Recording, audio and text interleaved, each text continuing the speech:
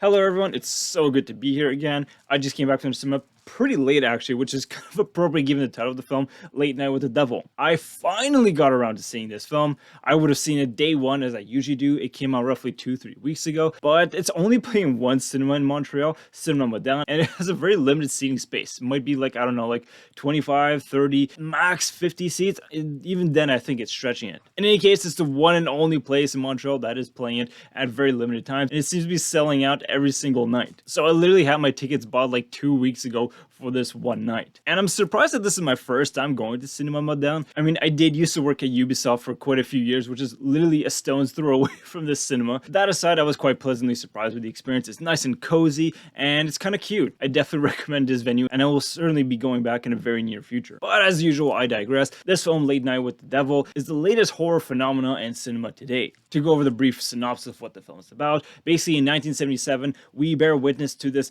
very traumatic live television event that goes terribly wrong. That's pretty much announced from the beginning, and we are kind of presented in the format that, hey, you're gonna witness this as everyone else witnessed it back in 1977, with some few extra behind the scenes cuts that nobody has ever seen before. So out of the gate, I really do love the presentation, and the 70s aesthetics are super well realized. This applies in many facets of the film's art direction, which I do genuinely love. This would be for the costumes, the props, and this film grain aesthetic that really makes you feel like you're watching a 70s TV show. But of course, the dialogue feels very authentic to its time period, and I gotta say, I love how snappy it is. The chemistry between the entire cast is rather electric, sometimes almost too literally. I really do love the dynamism of everyone who was playing this film, and of course, high praises must be sang to David Desmalchin, who is pretty much the key selling point of people's interest towards this film, because this is his first time being in a lead role for a film. We've seen in countless films where he played relatively small roles, and he has gained a little bit of a cult following, so using that word, it is rather appropriate that he finds himself in this film for his first real lead starring role, and he absolutely knocks it out the park. Though I guess now's as good a time as any to bring up a bit of controversy that this film is surrounded by. So yes, there was a bit of AI image used within this film, though it is quite limited in its usage. If I understand correctly, there are 3 images in particular that were used and then were retouched before inserting into the film. Perhaps it is worth reading a quote from the directors themselves surrounding their use of AI art in this film. So they say, in conjunction with our amazing graphics and production design team, which honestly they did knock it out the park, more on that in a moment, all of whom worked tirelessly to give this film the 70s aesthetics we had always imagined, we experimented with AI for 3 still images, which we edited further and ultimately appear as very brief interstitials, in the film. We feel incredibly fortunate to have had such a talented and passionate cast, crew, and production team go above and beyond to help bring this film to life. We can't wait for everyone to see it for themselves this weekend. And I kind of want to bounce off the rather incredible set design and props work,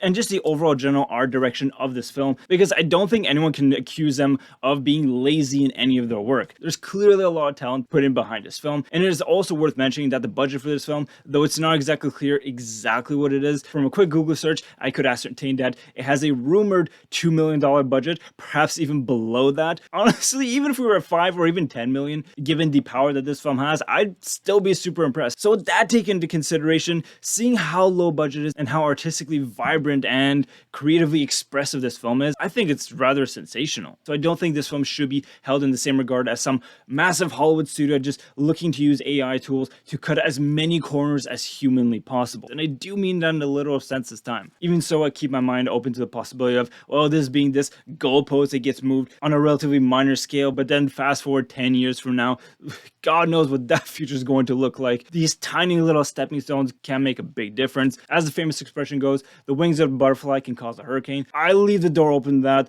We'll see how it goes. But once again, I do think this is quite a powerful, creative, and lo-fi aesthetic that I do think is worth studying. Because it really is impressive just how much is done in this film with the little content. Not only the very short runtime, which is 86 minutes long, admittedly very short, and I dare say it feels a lot longer than it is because it's such a tense and nail-biting experience. It's not the scariest film of all time by any stretch of the imagination, but it's still surprisingly effective. And it is equally surprising just how much is done in this one location, basically. We're either on the front stage, in the spotlight, or have a few moments behind the scenes. But honestly, it's all all quite minimalistic and once again lo-fi, and they use it to great effect. And speaking of the visual effects, some of them work better than others. Few felt super uncanny and extremely lo-fi, like almost like 1980s David Cronenberg style, but maybe that is just part of the overall 70s aesthetic, which isn't necessarily a bad thing. Even as weird and uncanny as they were still kind of super cool and gruesome. I'll just leave it at that because I don't want to spoil anything. So even with the very limited resources, once again, we were a full house in this relatively small theater. We all had very visceral reaction, like, oh, that's always fun when it's not just you who's reacting out loud, but the entire crowd is like, holy shit, what is happening? There are some pretty wild scenes in this movie. And once again, unless we're being lied to, we can't accuse them of cheating their way out of these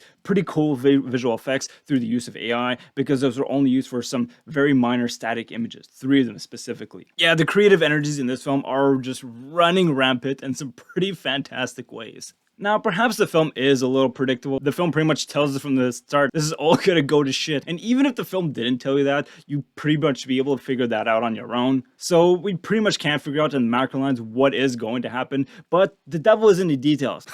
Pun totally intended.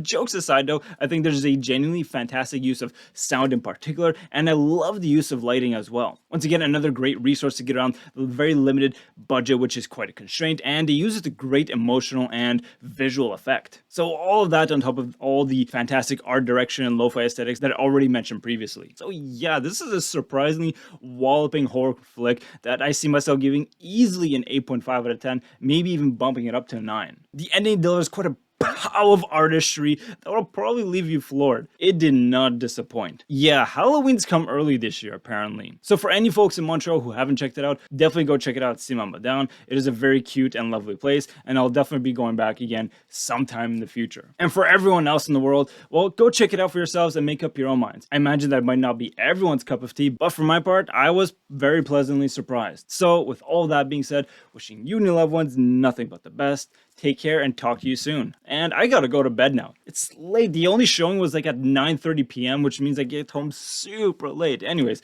no complaints whatsoever. Take care and talk to you soon.